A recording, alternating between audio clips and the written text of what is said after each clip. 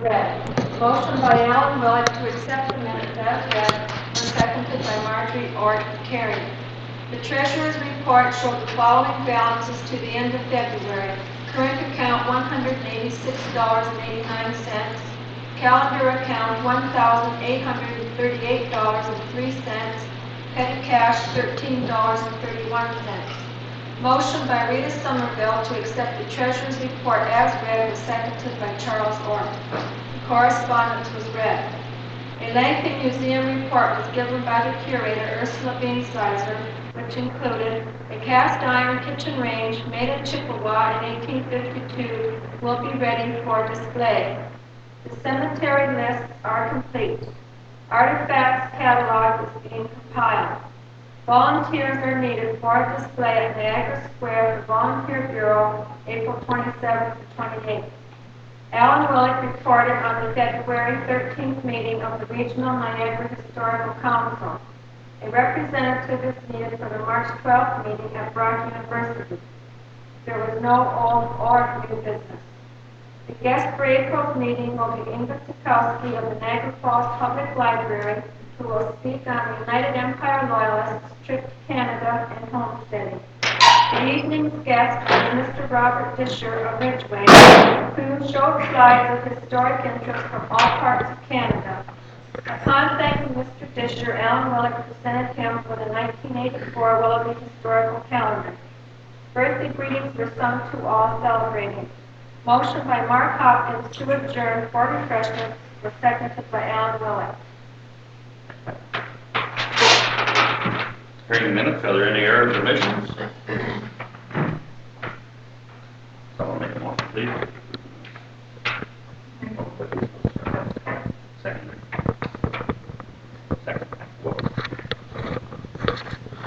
Fair motion carried. And could we have the Treasurer's report now, Jackie, please?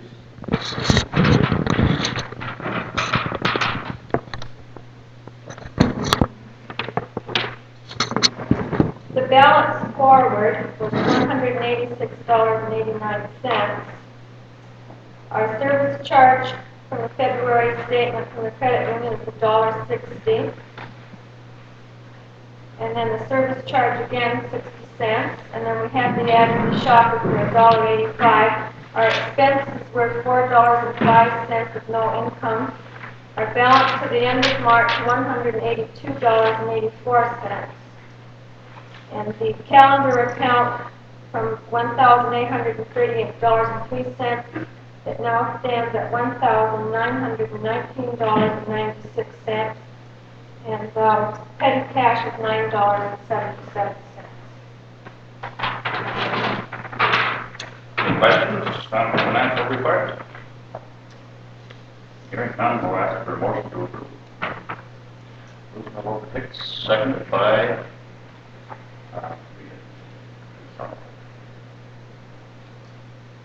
motion carried. And you have any correspondence today? The only correspondence that came in was from John Burton at Brock University, and I also had announced that at the last meeting. 6th Annual Niagara Peninsula History Conference, United Empire Loyalists in the Niagara Peninsula, that's the end of April. And sent quite a few if somebody would like to look through them or take one. And then the other one is April the 16th and 17th, the 5th Annual Niagara Peninsula History Conference, Agriculture and Farm Life in the Niagara Peninsula. Thank you, and they'll be on the table here if anyone wants to look at them later or take one. So now, could we have the music report, please? Okay, our report is going to be in two parts tonight. I'm going to do the wordy part, and Ursula's going to do the demonstrating part. Very good. Okay, we added some shelves to our classroom because we're going to do a few changes in it this year. The original school fawn is coming back to be on display. Fred Irving has it, and he put it back together, and it's going to be hanging in the classroom for the carnival display there. We made some alterations in the calendar, a bit of carpentry work done for the cook stove display. and we're doing some painting and cleaning before we open. We received confirmation of a school tour that's coming on Monday, April 16th, a grade 4 class from Willoughby. And we are having a display on old laundry equipment at the Niagara Square on April 27th and 28th. And I still need a few people to fill in on Friday and Saturday. So I'll ask you after if there's anyone that can help. And that's all of my report. Oh, I'm sorry. There are a couple of other things. Rita brought these tonight. They are new gifts, donations to the museum. And you'll have them out on display. They're from John Somerville family.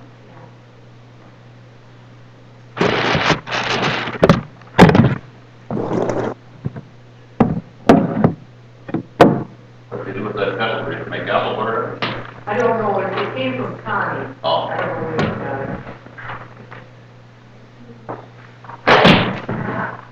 Mrs. Adelaide McCrae donated this cup to the museum. Her husband Rufus bought this in Buffalo many years ago, she said. We always wanted to put it together and play it. We never got around to it. So she doesn't have much information about it. What it's called, and how old it is, who owned it, who really owned it in Buffalo. But I'm going to leave it here. You can have a look at it. If anybody knows anything about it,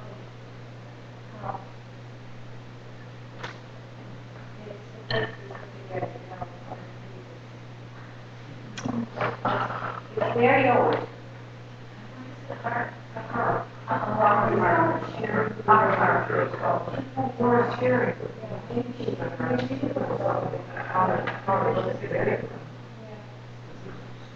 Quite old, she said, but she doesn't have any more information about it. They had it when they lived up on the boulevard, you know, and this place, they've had it there for many years already.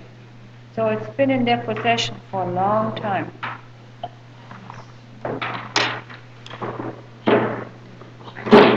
I thought it would be a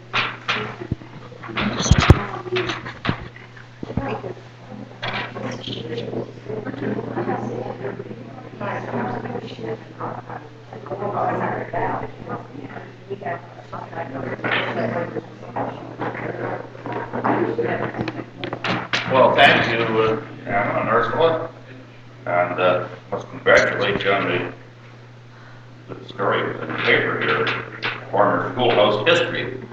Very good article. And mine. Right. Mine.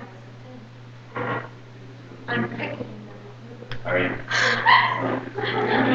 You want to take everyone with you? No, everybody's coming on pick up and review. They didn't publish my article. I would like to say, just a second, well, I'd like to say that I don't know how many musicians we got here to help to put this plan together. I'm only a brass man, I never had anything to do with That's it. what I'm saying. Maybe we'll do it or help with it. But anyway, you can have a look at it afterwards. Did you have something you wanted to? Yes, I wanted to add Mr. Chambers' statement about the school kids coming to the museum. I had the pleasure this morning at 9:30 at that same grade 4 school, schoolroom in Urban View School, showing 60 selected slides of Chippewa Creek in the village. It was very well received, and questions asked her. One little boy asked me if we had a whip in my school when I was a kid. And such things as how much did candy cost? And when I told him about the old chocolate coated marshmallow balloons, any of you can remember, for 1 cent? 1 cent. They were good for that. Very well received, and their teacher and their teachers are quite interested in history. What did you answer when he asked you about the whip? No, we don't have a strap. Oh. I could have told them that in Stanford High School in physical education, we had old Charlie Vander's group, If you didn't stick your chest out and pull your chin in, you put a cane around your feet, you're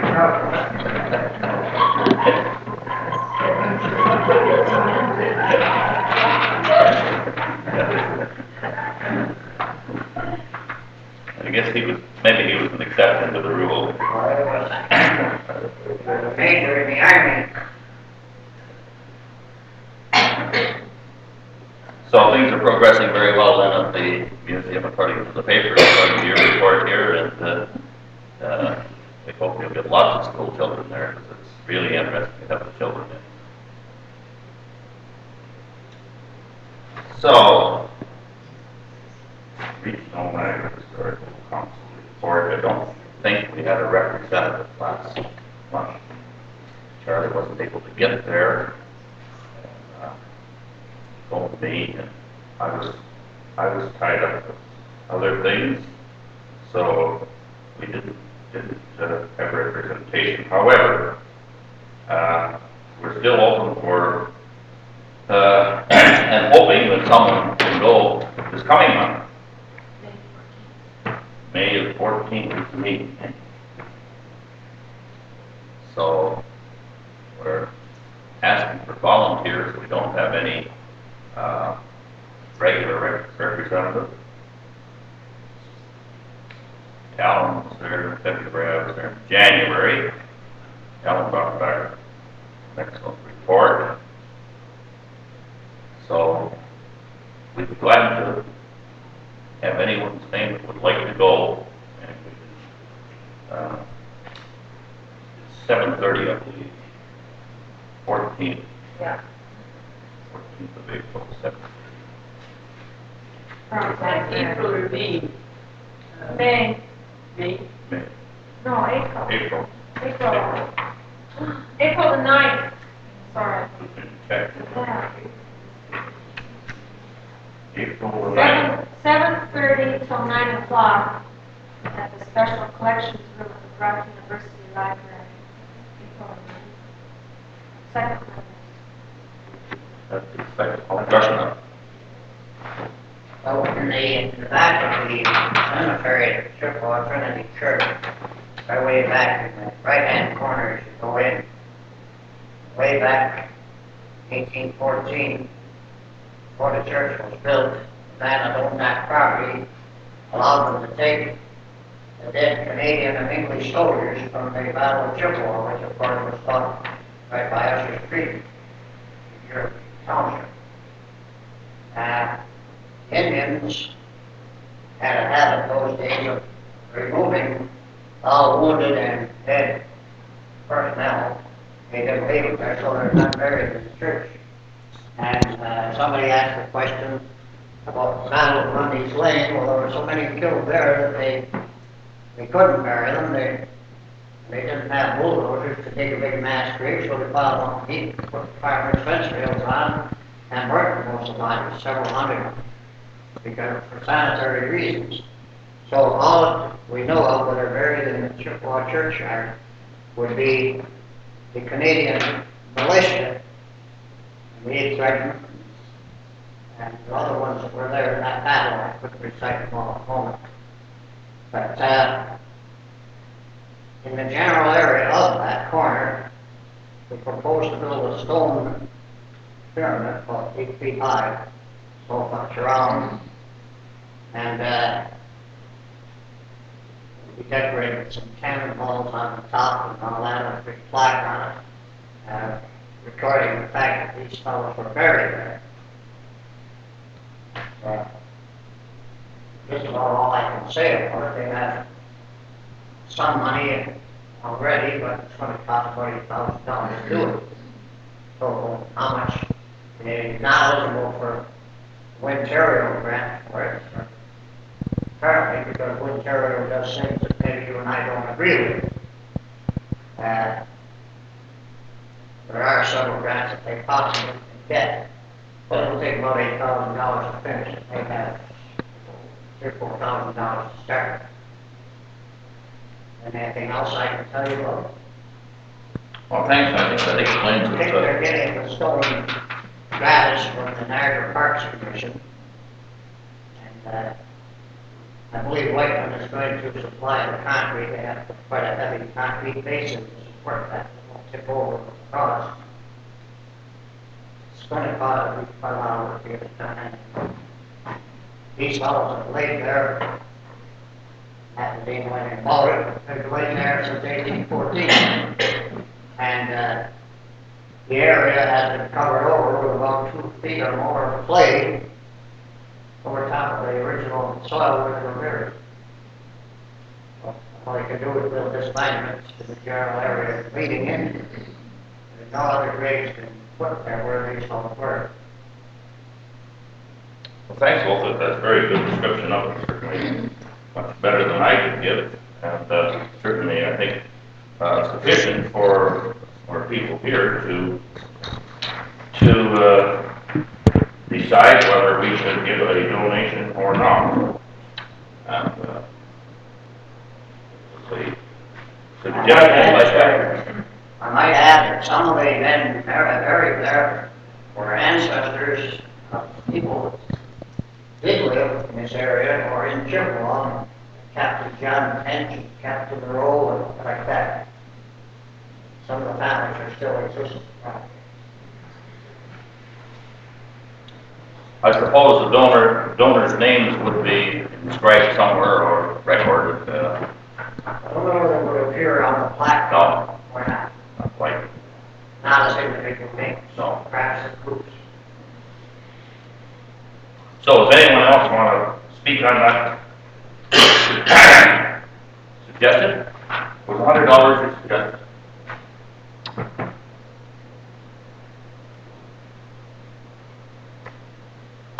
Anyone for or anyone against? Let's hear someone. I would have to declare a conflict of interest. We don't want any more conflicts. There's enough of them going on around the world now. So. Yes. I just felt that as a historical society, I feel somehow or another we should support what they are doing. If it's the amount of money that goes on that, I do think in some way we should support what the Legion is trying to do.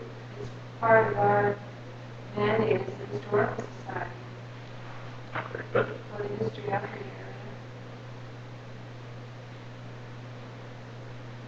Our treasurer shouldn't be anyone better than our treasurer to know what we can afford to give or what we should think about giving, I think, as far as the amount goes. Is there anyone else got any thoughts on that?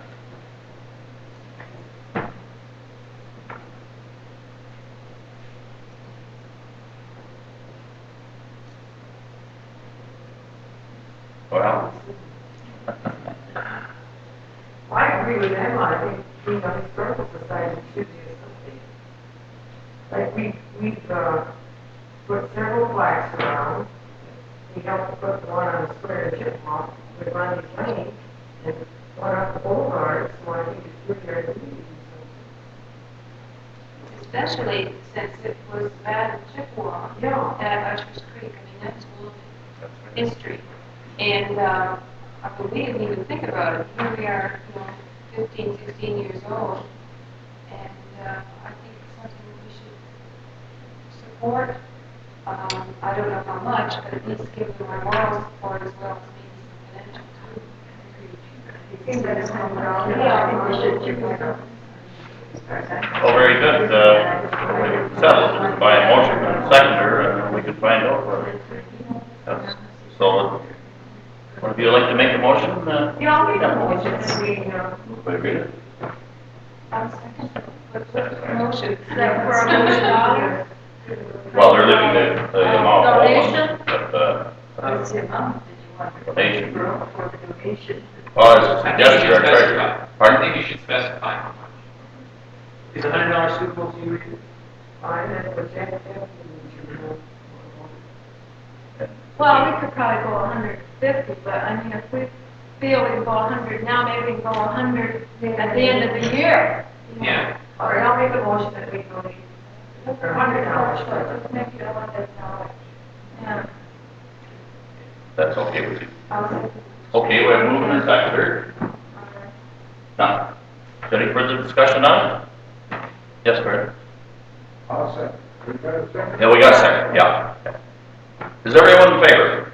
Yeah. Against?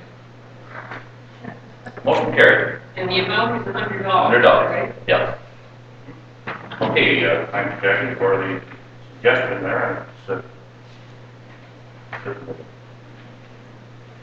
Should introduce our guest for tonight. Good. I don't know if you remember, but a year ago we were here. Inge was here about a year ago, and she showed us some films on Niagara, some very common films, if I remember, by a man named Edison, and pictures of Niagara Falls in winter with people sliding down the ice in the lower river and on the ice bridge and that sort of thing. And I gathered from her dress tonight that we're expecting something a little unusual, something a little different than maybe we're used to. And so I guess I'll turn it over to Inge Saczkowski.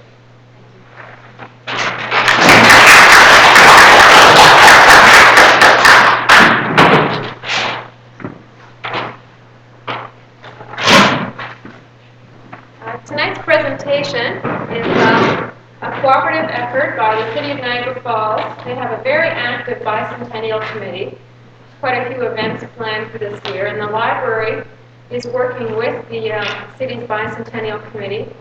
And we've had quite a few programs at the library itself. We've brought in exhibits from the Royal Ontario Museum and the Art Gallery of Ontario, and we always have some kind of theme. We've also published an interesting booklet on the early history of Stamford and Niagara Falls. One of the things that we're doing is also we have a speaker, me, available to go around to different groups. And what I'm speaking on, the program is called Recreating the Past. And I'm going to give you a little taste of what it must have been like in 1780 to be part of the Loyalist movement into Canada, experience the American Revolution, and also what it was like for them to set up new homes in Canada. I'm going to be reading to you from actual Loyalist narratives. These are compiled from diaries, reminiscences, grandchildren that remember the stories that their grandparents and parents told them about the migration into Canada. I'm also going to give you a little introduction on who the Loyalists were and why we think about them now. One question I'm always asked is, why 1984 as the bicentennial? Because when you look in the history books, Upper Canada didn't come into effect until 1791, but it was the first year that the government officially opened up Ontario for orderly settlement, and that's why we celebrate it this year. Later on, you'll be seeing some slides. Unfortunately, there wasn't any Kodak back that time, so we don't have really good slides or photographs of the Loyalist period. But I have brought along some slides from Black Creek and Upper Canada pioneer villages, which I think should give you just a little taste of the lifestyles. So, if you have any questions, don't ask. The Loyalists, pardon? We will. The Loyalists were a very mixed group, black, white, and red, only a minority of whom were Englishmen. If anything, the United Empire Loyalists were more ethnically and religiously diverse than their rebel opponents. They tended to come from the middle and lower rather than higher strata of society. Though they established only a handful of communities directly, they exercised an influence all out of proportion to their numbers. They are the founding group of this province. Its political, social, religious, and economic systems were put in place to meet the needs and desires of those who wished to live under the British Crown.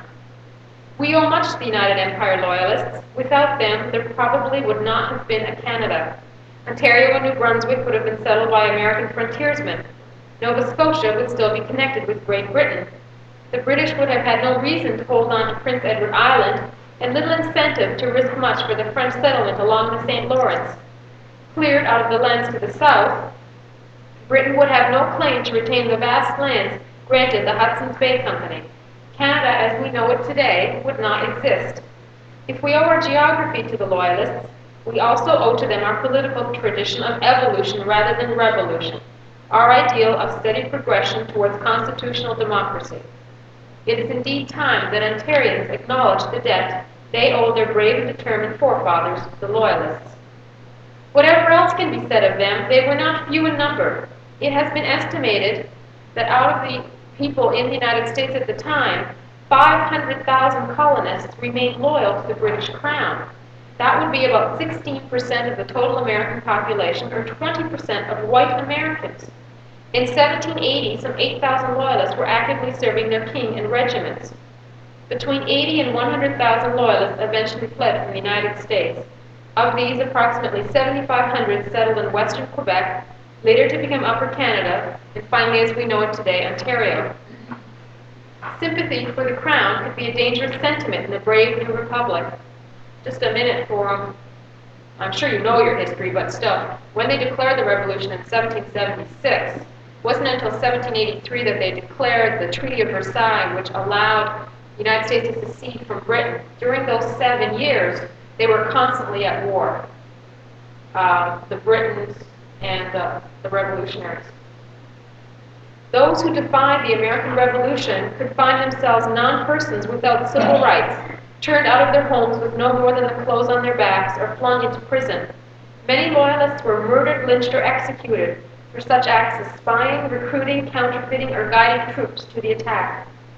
Loyalists also suffered in ways that were not the direct result of legislation or government action. Many social pressures were brought to bear on them. The lucky ones might experience nothing more than social ostracisms. Others suffered under mob attacks, and many had their homes looted or burned. A favorite punishment for loyalism, which at times threatened to reach the proportions of a national sport, consisted of stripping the victim to the buff and breeches, coating him with hot tar and feathers.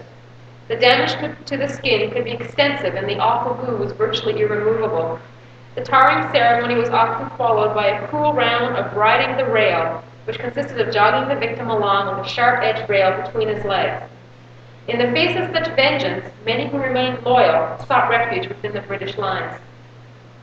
The next is a small story of the War of 1812, which gives you an indication of the animosity that existed. In this regiment, there was a father and 3 sons, American UE Loyalists, all of them crack shots. In a covering party one day, the farmer and one of the sons were sentries on the same point. An American rifleman dropped a man to his left, but in doing so exposed himself, and almost a matter of course was instantly dropped in his turn by the unerring aim of the father. The enemy were at that moment being driven in, so the old man went up, of course, to rifle his victim. On examining his features, he discovered that it was his own brother. Under any circumstances, this would have horrified most men, but a Yankee has much of the stoic in him. He took possession of his valuables, consisting of an old silver watch, a clasp knife, and a rifle, coolly remarking that it served him right for fighting for the rebels when all the rest of the family fought for King George.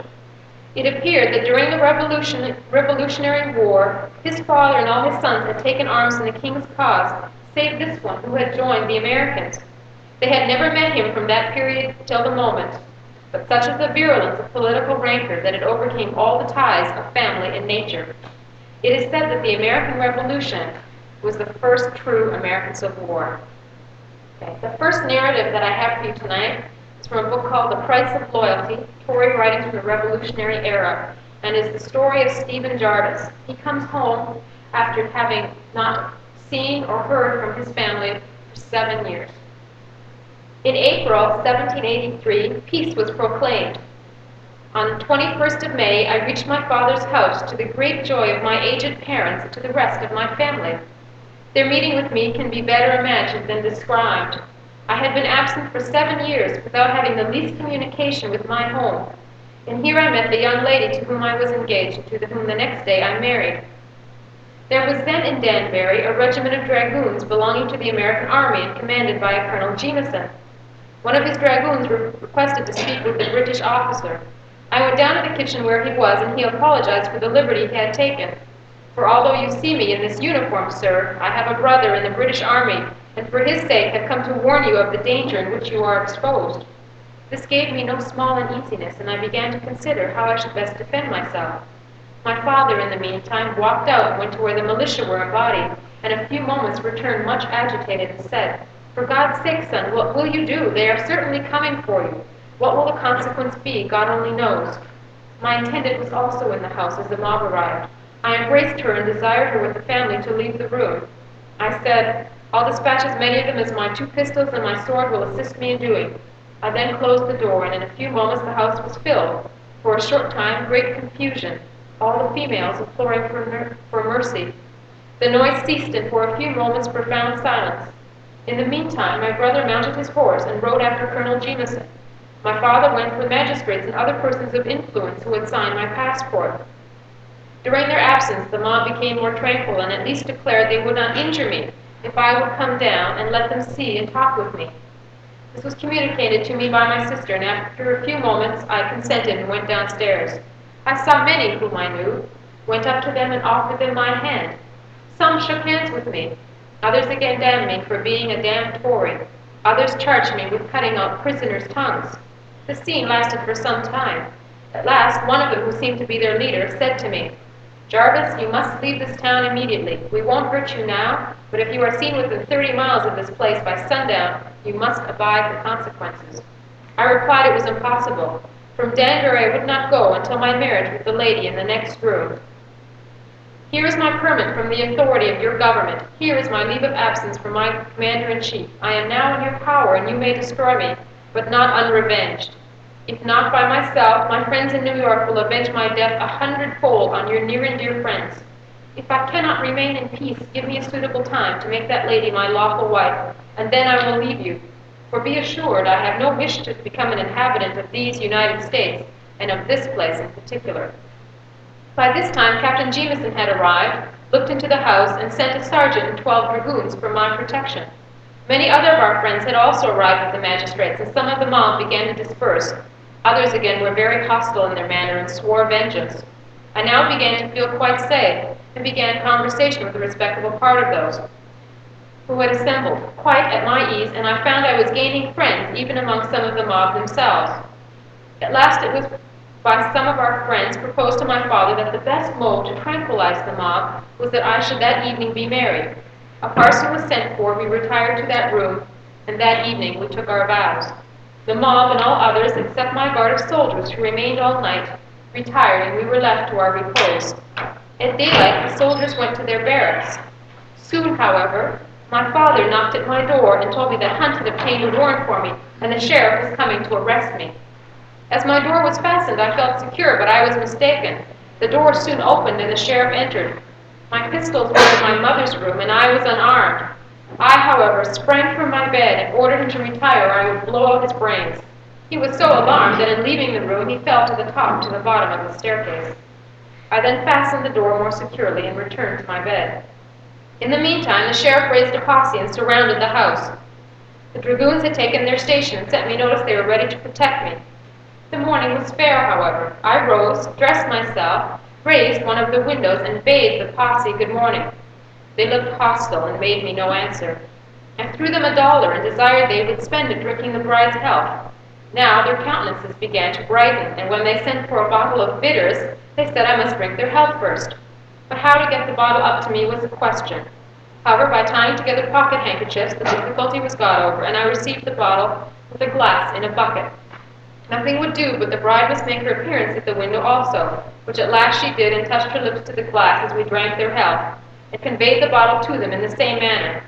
Before they had emptied that bottle, they swore I was a damned honest fellow, I had married the finest woman in the country, that my conduct deserved her, and that they would protect me with their lives. After breakfast, I left my father's house, which I mounted. My brother met me with a horse, which I mounted and rode from the town. He then leaves, and he takes his wife with him, and they become one of the founding families of Hamilton, Ontario. So they made it. Where was that he wrote that from? Where was his bride? Danbury, Connecticut was where he lived. And then they went on to New York, and then they finally settled in Hamilton. The next is a short piece from a family genealogy, and it's called the Karskalan Story. And it's just a small piece, which again shows you the indication of some of the things they went through. Luke Parscallen was an Irishman by birth, had served in the British Army, and emigrated to the American colonies prior to the rebellion. He desired to remain neutral and take no part in the contest.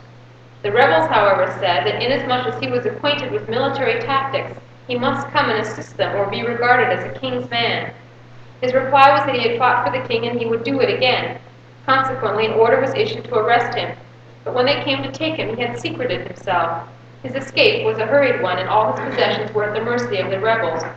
They, disappointed in not catching him, took his young and tender son and threatened to hang him if he would not reveal his father's place of concealment. The brave little fellow replied, "Hang away," and the cruel men, under the name of liberty, carried out their threat. And 3 times was he suspended until almost dead, yet he would not talk, and then when taken down, one of them actually kicked him.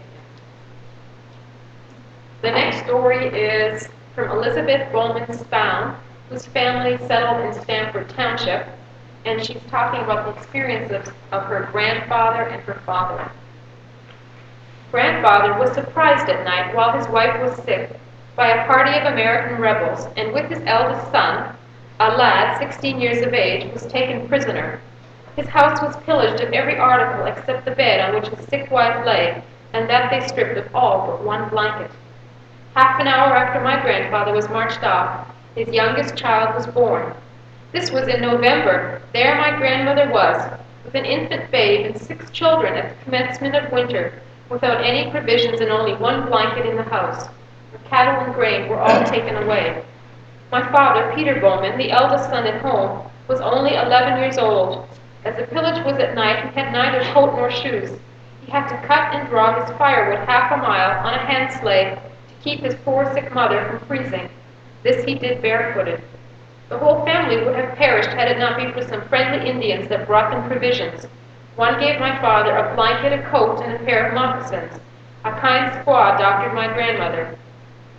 She then took her children and went to the Mohawk River, where they planted corn and potatoes, and in the fall, the commander of the British forces at Niagara, hearing of their destitute situation, sent a party with some Indians to bring them in.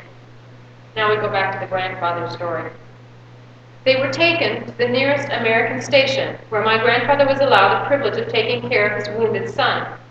As he began to recover, grandfather was again ordered to abjure the British government, which he steadfastly refused to do. He was then taken to Lancaster jail with Mr. Hoover. They were fastened together by a band of iron around their arms and a chain with 3 links around their ankles, the weight of which was 96 pounds, and then fastened by a ring and a staple to the floor. In that condition they remained 4.5 years, until the flesh was worn away and the bone laid bare 4 inches. Men, women, and children all were clearing the new land. There were none to make improvements in Canada but the Loyalists, and they with their hoes planted the germ of its future greatness. About this time, my father and his brother returned from the army. They helped their father 2 years. They then took up land for themselves near Fort Erie. My father married the daughter of a Loyalist from Hudson North River. He was too old to serve in the war, but his 4 sons and 2 son-in-laws did. They were greatly harassed, but they hid in the cellars and bushes for 3 months, the rebels hunting them night and day. At length an opportunity offered, and they made their escape to Long Island, where they joined the British Army.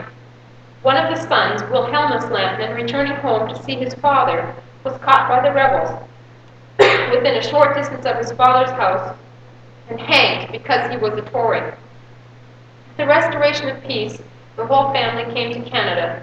They brought their horses and cattle with them, which helped to supply the new country. They settled in the township of Stamford, where their descendants are yet. My father settled on his land near the fort. He drew an axe and a hoe from the government. He brought a yoke of yearling steers. This was the amount of his farming utensils. My mother had a cow, bed, 6 plates, a few knives, and a few other articles. It was a scarce year, on account of the rush of Loyalists from the States who had heard that Canada was a good country. The amount of grain that the Loyalists had raised was barely sufficient for themselves. Still, they divided with all newcomers. After planting corn and potatoes, they had nothing left to eat. My father cleared 2 acres on which he planted corn, potatoes, oats, and flax. His calves were not able to work, and he had to carry all the rails on his shoulders until the skin was worn off both of them. This is the way he made his first fence. In the beginning of May of 1789, the provisions failed, and none were to be had. All eyes turned toward their harvest, which was more than 3 months away. Their only resource was to the leaves of the trees. Some hunted for groundnuts. Many lived on herbs. those who were near the river on fish. My father used to work until near sundown, then walk 3 miles to the river, fish all night, in the morning divide the fish, carry his share home on his back, which they would eat without bread or salt. This he did twice a week until the middle of June, when the moss became so thick in the river that they could not see a fish. Still they worked on and hoped every day. My father chopped the logs, and they had milk for their breakfast, then went on to work until noon, and then took their dinner on milk, to work again till late evening, and then supped on milk. I have frequently heard my mother say she was never discouraged or discontented, though, thankful that they could eat their morsel in peace. At the close of the war, grandfather was liberated. He was sent to a hospital for nearly a year, but his leg never got entirely well. As soon as he was able to walk, he sent for his family. He never had his family all together again. He drew land near the falls of Niagara, where he went to work in the woods, broken down with suffering, worn out with age, his property destroyed, his land confiscated, and his family scattered, without money or means, and worse, without provisions. Still, to work they went with willing hands and cheerful hearts, and often did he say he never felt to murmur. He had done his duty to God and to his country. I have no memorandum to refer to. I have just related the tale which I have often heard my parents tell, without any exaggeration, but with many omissions. I have not told you about my father's sufferings in the army. They got out of provisions and went 3 days without anything to eat. I will give you his own words. He says, "The first day we came to where an Indian's old pack horse had mired in the mud. It had lain there 10 days in the heat of summer. The smell was dreadful. Still, some of our men cut out slices, roasted, and ate it. I was not hungry enough. The next day I shot a pigeon, which made a dinner for 9, and after that we found the skin of a deer from the knee to the hoof. This we divided and ate.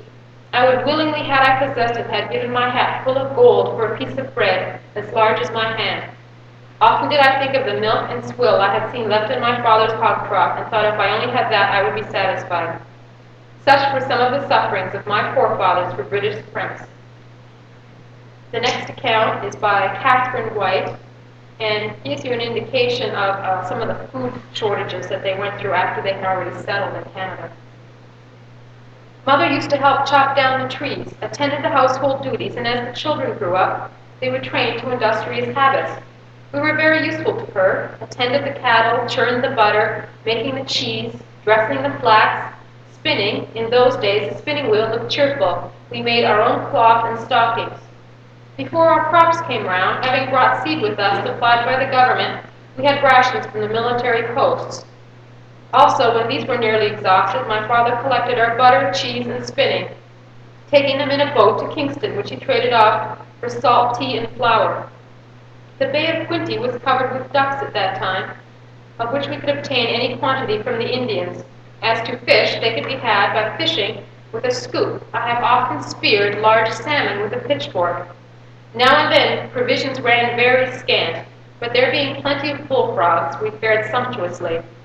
This was the time of the famine, I think, in 1788. We were obliged to dig up our potatoes after planting them to eat.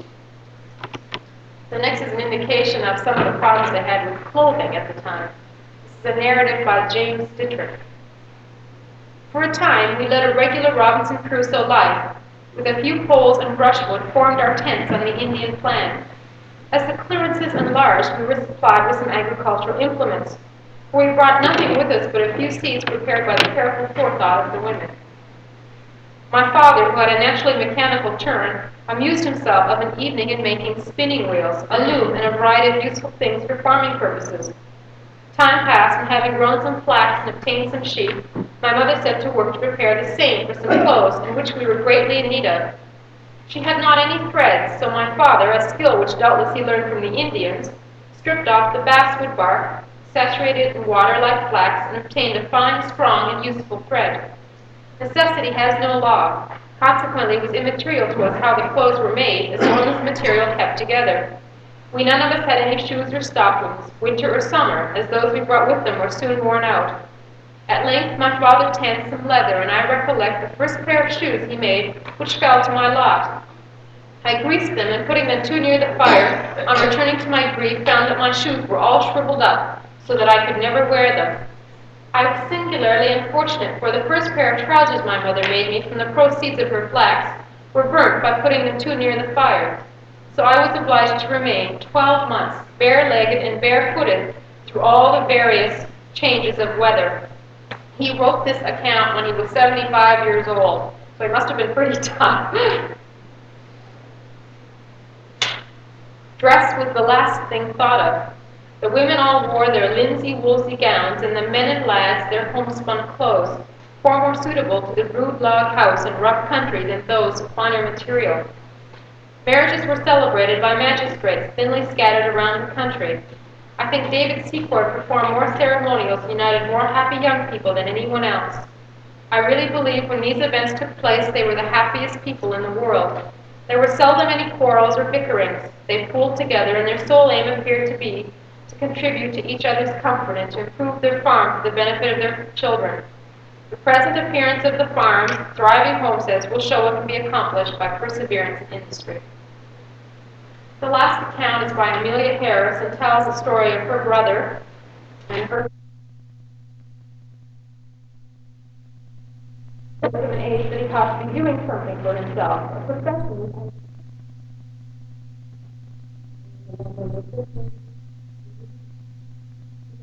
The farmer had few attractions for Master Sam. He very much preferred riding with and doing the agreeable to the young girls in the neighborhood. My father thought more of the future than the present and decided that Sam must have employment of some kind. In the settlement, there was no shop or store, as they are called even to the present day. After mature deliberation, it was decided that Sam should commence his career as a storekeeper. My father early in the winter ordered a small supply of goods from Montreal, which at the opening of the navigation about the beginning of May had to be forwarded by boat, working their tedious way up the rapids of the St. Lawrence as far as Prescott, where they were shipped on board small schooners for Queenston. At Queenston they were deposited in warehouses and from thence forwarded by land carriers to Chippewa, where they were stored until a boat could be hired to take them to their final destination. The first arrival of goods at Fort Ryers created a great sensation. A room was partitioned off in the mill about 14 feet square. It was surrounded by shelves, a counter, and a desk was put up. The goods were arranged in a most attractive way, and store was written in large letters over the door, and Sam was duly installed. He cut off his bandanas and measured his ribbon and tape with a great flourish. There was a great run upon Sam's store, and the goods disappeared marvelously quick. But Sam rather avoided any discussion upon the subject with my father. But when the store became perfectly emptied and remittances were to be made in either flour or cash, and a new supply was ordered, it could no longer be postponed. Accounts must be entered into. But alas, there were no accounts, and Sam, with a very subdued look, began to explain what had become of all the goods. Some people were so poor, he explained, that he could neither refuse them goods nor make them pay for them. And then there were some young girls who wanted calico dresses, muslin, or ribbons, and how could he ask them for money?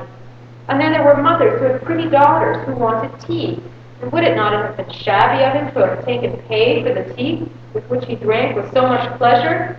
But it was only a part of his goods that he had been disposed of in this way. The remainder he had something to show for. Such a collection, but neither flour nor cash, nor anything the creditors in Montreal would receive in payment. He had old guns of all descriptions, swords, pistols, and dirks, with which he used to arm himself and clad in an Indian dress and go out looking very fierce, always keeping out of the sight of my father. In addition to those, he had an old set of horses, which he had taken with the assurance that they were young and sound. He had many dogs, and really a good collection of Indian curiosities, Indian dresses and bows and arrows, and all that he could show my father of trash of every description, not worth 100 pounds for every 500 pounds worth of goods. So ended my brother Sam's storekeeping. Brother Sam went on to marry a good woman and settled in a farm next to his father. The marriages that took place at father's used to afford a good deal of amusement. Some very odd couples came to be united. The only fee my father always asked was a kiss from the bride, which he always insisted upon being paid, and if the bride was at all pretty, he used to, with a mischievous look at my mother, enlarge upon the pleasure that this fee gave him, and would go into raptures about the bride's youth, beauty, and freshness, and declare that it was the only public duty that he was properly paid for. One day, my mother had some visitors when a bridal party was announced. The bride was known in the neighborhood as Sal Oakley. Her appearance was the reverse of neat, with face unwashed and hair uncombed. In addition to untidiness, she was plain ugliness. People said she was no better than she looked. After the ceremony was performed, my father took his fee. As he did so, he heard a laugh behind him. He turned and caught my mother's eye. From that time, he dispensed with the fee, and any allusion to it caused him slight embarrassment, and the mention of Sal Oakley's name always brought on a fit of deafness. The last account will give you an indication again of the trouble that they had with clothing in those days. My mother hired a nurse, Polly Sprague, who was a merry, laughing, who-cares sort of a girl. Upon my mother remarking on the scantiness of her wardrobe, which was limited to one dress, a woolen slip that reached from the throat to the feet, Polly related a misfortune which had befallen her a short time before. She then as now had only one article of dress, but it was made of buckskin, and when it became greasy and dirty, her mother said she must wash it that afternoon, as she was going visiting, and that Polly must have her slip dry to put on before her fathers and brothers returned from the field. During the interval, she must of necessity represent Eve before the fall. Polly had seen her mother, in the absence of soap, make a strong pot of lye from wood ashes and boil her father's and brother's coarse linen shirts in it. She subjected her leather slip to the same process. We all know the effect of great heat upon leather. When Polly took her slip from the pot, it was a frizzled-up mass, partly decomposed by the strong lye. Poor Polly was in despair. She watched for the return of her family with no enviable feelings, and when she heard them coming, she lifted a board and concealed herself in the potato hole under the floor. Her mother soon discovered what had befallen Polly, and a search was made for her. After a time, a feeble voice was heard from under the floor, and Polly was induced to come forth by the promise of her mother's second petticoat, which was converted into the dress she now wore.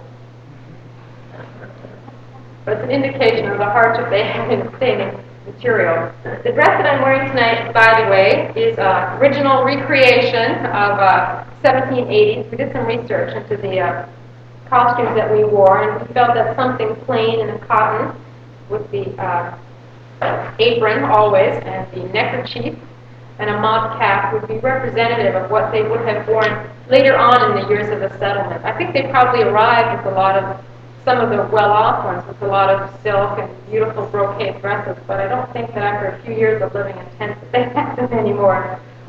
So there's no questions, I'll go on to the slides. And to the old dress